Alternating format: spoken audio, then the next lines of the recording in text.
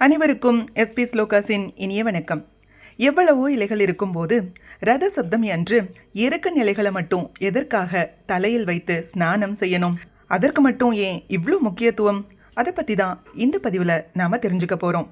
இருந்தவை இருப்பவை இனி இருக்கப் போகும் அனைத்தையும், அசைபவை அசையாதவை எல்லாவற்றையும் உருவாக்குவதும் அழிப்பதும் சூரியன் ஒருவனே. ராம ராவண யுத்தம் நடந்தது. ராவணன் அசுரன். யுத்த அழிவுகள் அவன் மனத்தை துன்புறுத்தவோ உறுத்தவோ இல்லை. ஆனால் மனிதனாய் அவதரித்திருந்த ஸ்ரீராமன் கருணாமூர்த்தி. உயிர்களை துன்புறுத்தும் யுத்தம் அவருக்கு பிரியமானது கிடையாது. சத்திரிய தர்மப்படி யுத்தம் செய்தாலும் அவரோட மனம் சோர்வை சந்தித்தது. அவன் சோர்வடைந்தால் சேனையும் சோர்வு கொள்ளும். அதனால் தர்மமும் சோர்ந்து விடுமே. அப்போது அகத்திய மாமுனி களத்துக்கு வந்தார். ஸ்ரீராமனோட வாட்டத்தை போக்கினார். எப்படி தெரியுமா? ஸ்ரீராமா, ஒரு ஸ்லோகத்தை உபதேசிக்கிறேன். அது அதி அற்புதமானது. பகைவர்கள் அனைவரையும் வெல்வதற்கு உரியது. குறைவற்ற பயனை தரக்கூடியது. மிக தூய்மையானது. எல்லா பாவங்களையும் நாசம் செய்வது. மனக்கவலையையும் உடற்பிணிகளையும் போக்குவது அப்படின்னு சொல்லி அந்த ஸ்லோகத்தை உபதேசிச்சாரு. அதை கேட்டதுமே ஸ்ரீராமனோட மனச்சோர்வெல்லாம் நீங்கி புத்துணர்வு கிடைச்சது. யுத்தத்திலையும் வெற்றி பெற்றார். அந்த ஸ்லோகமே ஆதித்ய ஹிருதயம். ஆம், சூரிய வழிபாடு வேத காலம் தொட்டு இருந்து வர்றது. கண்ணுக்கு தெரியும் கடவுளாக அருள் பாலிக்கும் சூரியனை வேதகால ரிஷிகள் எல்லாம் போற்றினர். வேதங்கள் சூரிய தேவனை பலவித நாமங்களால் சிறப்பிக்கின்றன. சவிதா, பகன், பூஷா, கேசி, வைஸ்வநாதர், விருஷாகபி என்று பல்வேறு நாமங்களால் துதிக்கப்படுறார் சூரிய பகவான். 3 உலகங்களையும் தன் கிரணங்களால் அளப்பதால விஷ்ணு அப்படிங்கிற திருநாமம் சூரிய பகவானுக்கு பொருந்தும் அப்படின்னு சொல்லுது புராணங்கள். உலகுக்கு ஒளியையும், ஒளி மூலம் உணவையும், உணவின் மூலம் ஆரோக்கியத்தையும், ஆரோக்கியத்தின் மூலம் நல்ல அறிவையும் வழங்குபவர் சூரிய பகவான். இந்த உலகமே அவரிடமிருந்துதான் தொடங்கியது என்பது அறிவியலும் நம் ஆன்மீகமும் சொல்லும் உண்மை. அதனால் தானோ என்னவோ ராமச்சந்திரமூர்த்தி சூரிய குலத்துல அவதரிச்சாரு.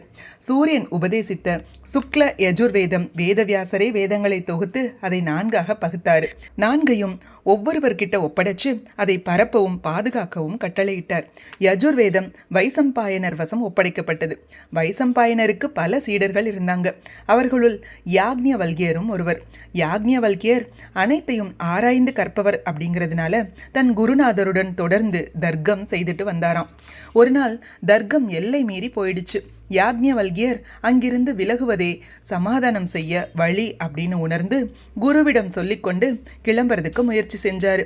குருவிடம் செய்த அபவாதத்துக்கு மன்னிப்பு கேளாமல் கிளம்பும் யாக்ஞவல்கியரின் செயல் வைசம்பாயனருக்கு வருத்தத்தை தந்தது.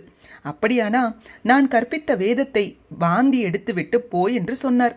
அதாவது நான் கற்பித்த கல்வியை பயன்படுத்தாதே அப்படிங்கிறது பொருள்.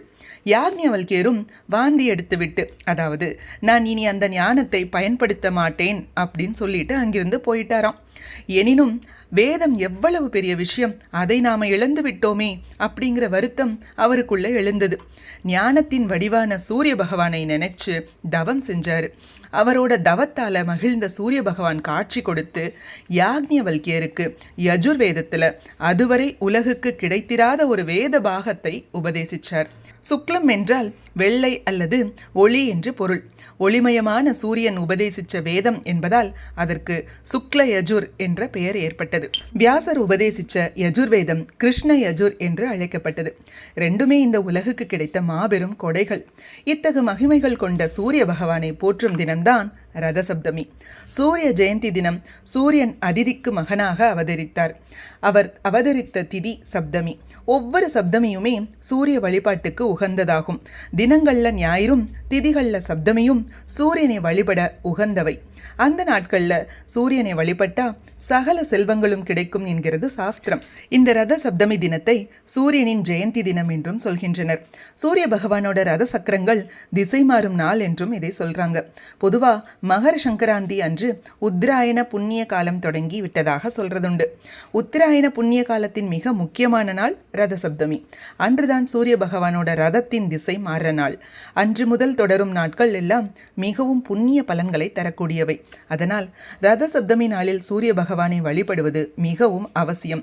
அன்று செய்யப்படுற வழிபாடுகள் சூரிய கிரகண காலத்தில் கிடைக்கும் புண்ணிய பலன்களைப் போல பன்மடங்கு பலன்களை தருபவை என்றும் சொல்லப்படுது. இந்த நாளில் தான் பீஷ்மர் தன் உயிரை துறந்து மோட்சம் எய்தினார் என்கிறது மகாபாரதம். அம்பு படுக்கையில் கிடந்த பீஷ்மர் வேதனையால தவிச்சாரு. அப்போது வியாசர் அர்க்க பத்திரங்களை, அதாவது எருக்க இலைகளை கொண்டு வந்து பீஷ்மரோட உடல்ல போர்த்தி பீஷ்மரோட வேதனையை தணிச்சாரு. எருக்க இலை சூரிய பகவானுக்கு உரியது. எருக்க இலையை பயன்படுத்தினா சூரிய பகவான் மனம் மகிழ்ந்து அருள்வார். அதனால தான் இன்னைக்கும் நாம ரத சப்தமி நாள் அன்னைக்கு எருக்க இலையை பயன்படுத்துகிறோம். ரத சப்தமி அன்னைக்கு அதிகாலையில் எழுந்து நீராடுவதற்கு முன்னாடி 7 எருக்க நிலைகளை தலையில் வைத்துக்கொண்டு நீராடணும். இவ்வாறு செய்கிறதன் மூலமா சூரிய பகவானோட அருளை பெற்று நோய்கள் நீங்கி நோயற்ற வாழ்வை பெற முடியும். ரத சப்தமி நாளில் தவறாம வீட்டோட பூஜை அறையில் சூரிய கோலமிட்டு வழிபடுவது சிறப்பு. சூரிய நமஸ்காரம் செய்கிற வழக்கம் உள்ளவங்க இந்த நாளில் சூரிய நமஸ்காரம் செய்கிறதோடு மட்டுமல்லாமல் ஆதித்ய ஹிருதயம் பாராயணமும் செய்யணும். சூரியனுக்கு சர்க்கரை பொங்கல் நிவேதனம் செய்து வழிபடுறதால பாவங்கள் அனைத்தும் நீங்கி புண்ணியங்கள் சேரும் அப்படின்னு சாஸ்திரம் சொல்லுது. வீடுகளில் மட்டுமல்லாம ஆலயங்கள்லையும் ரத சப்தமி சிறப்பாக கொண்டாடப்படுது. குறிப்பா திருப்பதியில ரத சப்தமி நாள் அன்னைக்கு பிரம்மோற்சவமே நடைபெறுது. வழக்கமா 10 நாள் பிரம்மோற்சவ காலத்துல ஒவ்வொரு நாளும் மலையப்ப சாமி ஒவ்வொரு வாகனத்துல எழுந்தருள்வார். ரத சப்தமி அன்று ஒரே நாள்ல வரிசையா அனைத்து வாகனங்களையும் எழுந்தருளி காட்சி கொடுக்கிறாரு. திருப்பதியில மட்டுமல்ல, பல திவ்ய தேச தலங்களிலும் இந்த ஒரு நாள் பிரம்மோற்சவம் சிறப்பாக கொண்டாடப்படுது. புனிதமான இந்த நாள்ல சூரிய பகவானை வணங்கி ஓம் நமோ ஆதித்யாய ஆயுள் ஆரோக்கியம் புத்திர் பலம் தேகிமே சதா என்று அவரை பிரார்த்தித்து வழிபடலாம். ரத சப்தமி நாளில் நீராடுற முறையும் வழிபடும் முறையும். ரத சப்தமி அன்னைக்கு காலையில் குளிக்கும் போது சூரியனுக்கு பிடித்த எருக்க நிலைகளை 7 அல்லது 9 எண்ணிக்கையில் எடுத்து அதனை அடுக்காக அடுக்கி அதன் மீது அட்சதை எள்ளும் வைக்கணும். ஆணுக்கு அதனோட விபூதியும் பெண்ணுக்கு அதனோட மஞ்சள் பொடியும் சேர்த்து வைக்கணும். இந்த இலையடுக்கை தலை மீது வச்சு ஸ்நானம் செய்யணும். இப்படி செய்கிறதால மின்சாரம் எப்படி உலோக கம்பி வழியே பாயுதோ அதுபோல சூரியனோட 7 வகை கதிர்கள் எருக்கன் இலை வழியை ஈர்க்கப்பட்டு நம் உடல்ல பாஞ்சு உடல் உபாதைகளையும் நோய்களையும் நீக்கும் அப்படிங்கிறது முன்னோரோட வாக்கு. இந்த மாதிரி குளிச்சதுக்கு அப்புறம் வீட்டில் சூரிய ஒளி படுற சுத்தமான இடத்துல செம்மண்ணால மெழுகி சூரிய ரதம் கோலமிட்டு அதில் சூரிய சந்திரர்களை வரையணும். பின் வண்ண மலர்களால் அலங்கரித்து பூஜை செய்யணும். பூஜைக்கு நெய்வேத்தியமாக சர்க்கரை பொங்கலும் உளுந்து வடையும் வைக்கணும். அதைத் தொடர்ந்து கணபதி பூஜை, சூரிய நாராயண பூஜையும் செய்யணும். இந்த பூஜைகளை செய்கிறதால சூரியன் சாந்தி அடைஞ்சு உலகிற்கு நன்மை செய்கிறதோட பூஜிப்பவர்களுக்கும் வளமும் நலமும் தந்து சிறப்பாக வாழ வைப்பாரு. சூரிய வழிபாடு ஆதிகாலம் முதல்ல இருந்தே இருக்கு.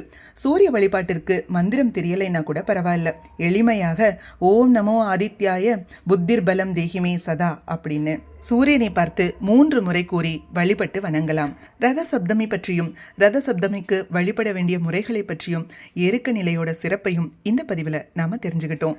இது போன்ற பயனுள்ள ஆன்மீக விஷயங்களுக்கு மறக்காம நம்ம சேனலை சப்ஸ்கிரைப் பண்ணிக்கோங்க. நல்லதே நடக்கட்டும், நன்மையை பிறக்கட்டும். நன்றி, வணக்கம்.